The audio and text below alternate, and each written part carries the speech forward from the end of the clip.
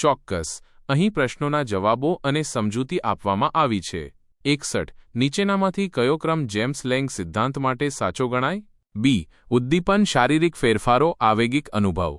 સમજૂતી. James Lang સિદ્ધાંત મુજબ આવેગ ઉદ્દીપન સ્ટિમ્યુલસના પ્રતિભાવ રૂપે થતા શારીરિક ફેરફારોનું પરિણામ છે. 62. આવેગનો કયો સિદ્ધાંત એવું માને છે કે આવેગિક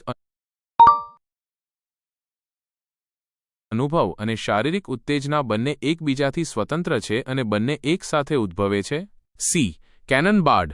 સમજૂતી. કેનનબાર્ડ સિદ્ધાંત મુજબ આવેગિક અનુભવ અને શારીરિક ઉત્તેજના બંને એક જ સમયે મગજના થેલેમ્સમાંથી ઉદ્ભવે છે. 63. પોલીગ્રાફ નામના યંત્ર દ્વારા શેનું માપન થાય છે? ડી. એ, બી અને સી. સમજૂતી. પોલીગ્રાફ નાડીના ધબકારા, લોહીનું દબાણ અને ત્વચાની વિદ્યુત અવરોધક શક્તિ સહિત વિવિધ શારીરિક પ્રતિભાવોને માપે છે. 64. પોલીગ્રાફનો અર્થ શું થાય છે? એ. Many writer. સમજૂતી. પોલીગ્રાફ શબ્દ ગ્રીક શબ્દો પોલી ઘણા અને ગ્રાફ લેખન પરથી આવ્યો છે, જે સૂચવે છે કે તે બહુવિધ શારીરિક કાર્યોને રેકોર્ડ કરે છે. 65. આવેગ સમયે થતી ઉત્તેજના કે જાગરૂકતાને લીધે ઉદ્ભવતી વિવિધ શારીરિક પ્રતિક્રિયાઓની એકી સાથે નોંધ કયા યંત્ર દ્વારા લઈ શકાય છે? એ. પોલીગ્રાફ. સમજૂતી. પોલીગ્રાફનો ઉપયોગ આવેગ સાથે સંકળાયેલા શારીરિક ફેરફારોને માપવા માટે થાય છે. 66. લાઇ ડિટેક્ટર યંત્રનો ઉપયોગ કોના પર કરવામાં આવે છે? બી. શંકાસ્પદ ગુનેગાર.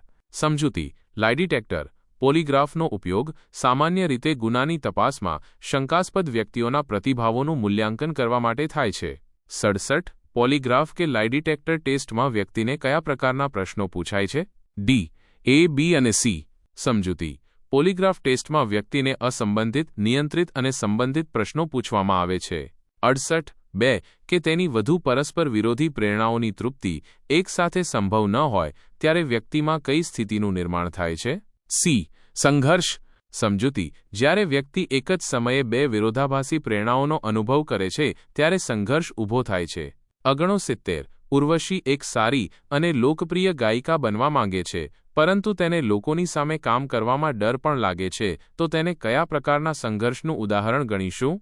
સી. Approach avoidance. સમજૂતી. ઉર્વશી એક જ સમયે ગાયિકા બનવા માંગે છે, અપ્રોચ અને ડરે છે, અવોઇડન્સ, તેથી તે અપ્રોચ અવોઇડન્સ સંઘર્ષનો અનુભવ કરી રહી છે. 70. કોઈ લક્ષ્યને પ્રાપ્ત કરવા માટે તે લક્ષ્યના અંતરના સંદર્ભમાં વ્યક્તિમાં તે લક્ષ્યને પ્રાપ્ત કરવાની કે લક્ષ્યથી દૂર રહેવાની શક્તિને શું કહે છે?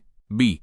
લક્ષ્ય પ્રવણતા ગ્રેડિયન્ટ. સમજૂતી. લક્ષ્ય પ્રવણતા સૂચવે છે કે જેમ જેમ વ્યક્તિ લક્ષ્યની નજીક આવે છે તેમ તેમ લક્ષ્યને પ્રાપ્ત કરવાની અથવા ટાળવાની તેની પ્રેરણા વધે છે.